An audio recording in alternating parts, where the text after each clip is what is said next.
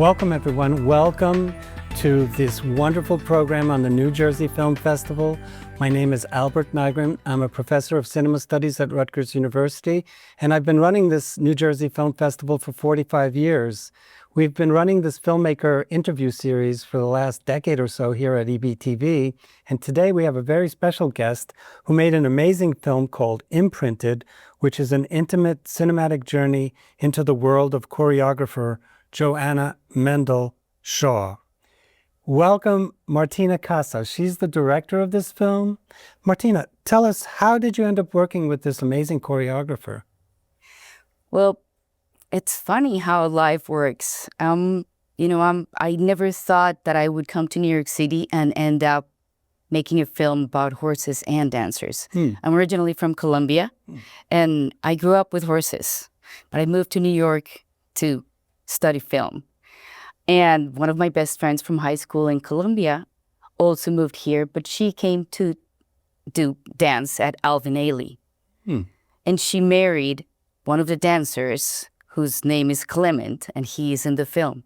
And when we were in the pandemic, Clement told me, I am working with this wonderful choreographer and we're doing something with horses, but he could not really explain what was going on. And I was very curious about it. And then Joanna had already planned something with the mares and, like the dancers.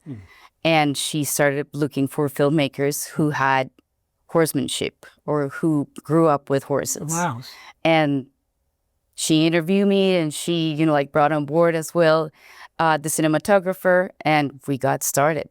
Cool. So had you directed films prior to this one? I have short documentaries and short films and fiction. My big love for film started in fiction, and then I moved on to documentaries during the pandemic. Not that I've left fiction, but right. Yeah, you like to do different things. This is my first feature documentary. So, it's a beautiful film. I mean, it's just, you can't take your eyes off it. You come to know these wonderful people that are making this interaction with horses. You come to know the horses, and you feel like it's a family as you're watching the film. And I know that there's a Rutgers connection. You told me that one of the dancers, Kat Reese, she's actually went to Rutgers from Mason Gross's dance program, which is really cool. But this has also got a New Jersey theme since it was shot at Cookstown at Maple Winds Farm. Yes. So you made this film in New Jersey mostly, right? This was mostly shot in New Jersey, in Cookstown, as you said, at Terry's place. And so we would commute every time that we had to shoot from New York to Cookstown. I think it was a 2 hour and a half commute. Wow. And then we would go back and forth.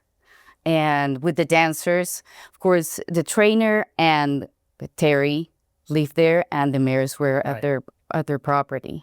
So let's tell our audience a little bit about what they're going to see in the film. They're going to see the interaction between these dancers and these two mares, horses. And these mares are pregnant. Yeah. And so, of course, there's kind of like a study and an interaction in between the dancers and the mares when they co-create body movement. So it's a kind of symbiosis between the choreographers and the dancers and the animals. I mean, because there's a way to interact with the animals. I thought that was really fascinating. Whereas Joanna's having a little bit of difficulty at first interacting with the horses, and Terry and the folks that own the horses, they kind of understand the interaction that's necessary. Is that an accurate way to depict the film? I think it is. Yeah, it's very close, and also, I think that one of the important things to say about this film is that Joanna started doing something that is called physical listening, and that's where it all came about. That's where her research with dancers and horses got started. And there was this idea of seeing what would happen if dancers would come and dance with mares that were pregnant and see if they would imprint on the horses.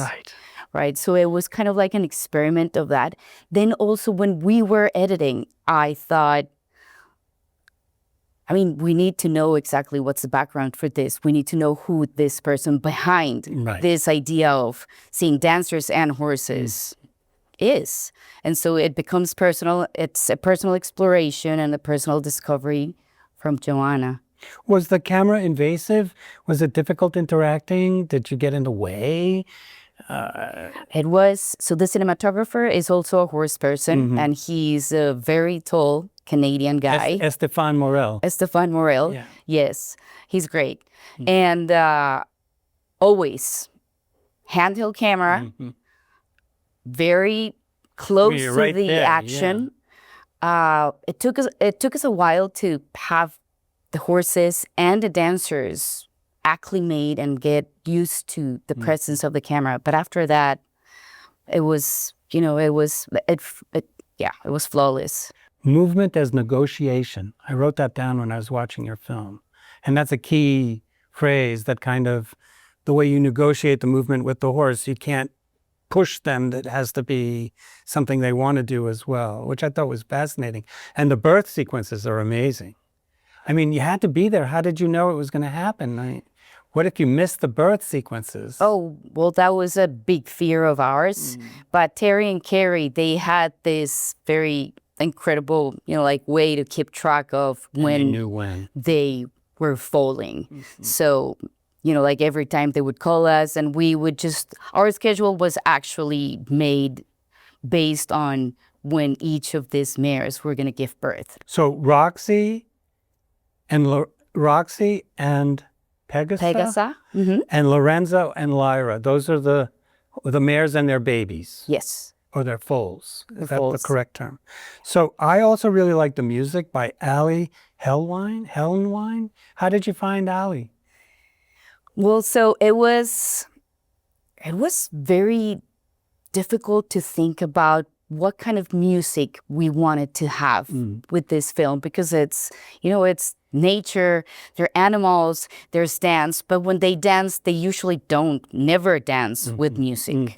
It's always silent improvisation, and it's basically their own tempo. Right. So I started looking for people who were just part of orchestras, classical music, and I found him on. It's so great. There's moments in the film where it's uplifting. There's other moments where it's very, emotional. I thought it's just perfect. It just added everything to make the film kind of come together as a whole. So, thank you. And also, the editor, Esteban Aburto, he helped a lot on kind of having template tracks before to be able to drive and guide. And so that Ali Helnwine, right, to make sure that it would sync up nicely. Yes. Very cool. I also wrote down that how did their horses respond to the camera? Initially, here's this big Canadian guy, and he's sticking the camera in their faces. How did they react? Were they comfortable with that, or did it take some time? Horses love cameras. They are very curious. And so, of course, every time that you are there and you have a big camera, they just come to you close and they just breathe on the lens. And you're like, okay, so you need to start kind of giving them the opportunity to recognize the camera.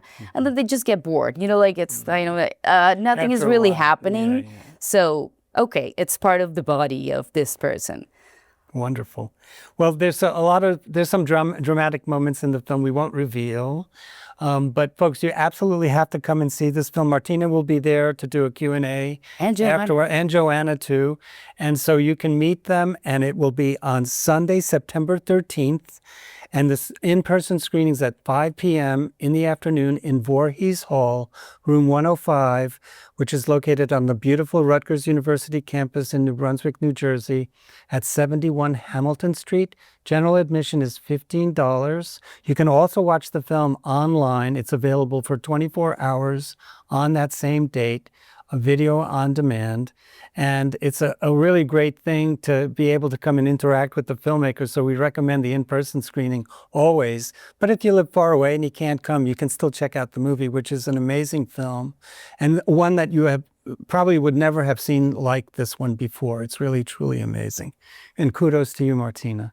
Thank you so much for joining us. Thank you. Thank you for having me. Thank you. I didn't grow up with horses, but I was seduced by the beauty of these animals. I'm a dancer who loves moving through space. Dancing in tandem with this huge animal was exhilarating. I began to find a choreographic voice that came from my heart. This work is about discovering a new way of hearing. So you need to kind of learn a whole different language. Equestrians began to teach us how to really have a dialogue with this animal. Don't give up on the point. You're saying, please walk past me. It's not clear to her. Maybe their babies would come out with some kind of imprinted residue of dancers being part of their DNA. Back up, back up, back up.